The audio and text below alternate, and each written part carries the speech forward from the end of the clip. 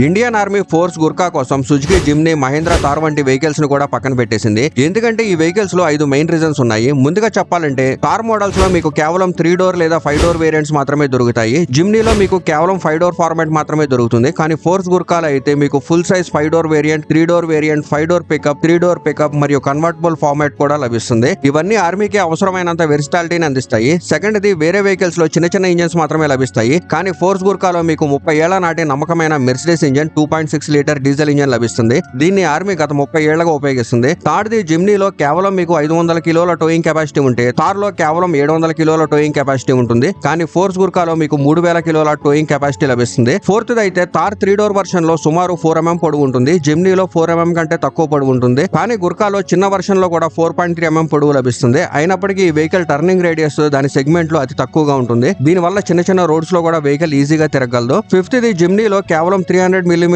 Water weighing capacity ఉంటే థార్ లో 650 mm, కానీ గుర్కాలో 700 mm వాటర్ వేయింగ్ కెపాసిటీ లభిస్తుంది. దీని వల్ల ఆర్మీ ఈ వెహికల్స్ ని నీటిలో కూడా ఈజీగా నడపగలదు.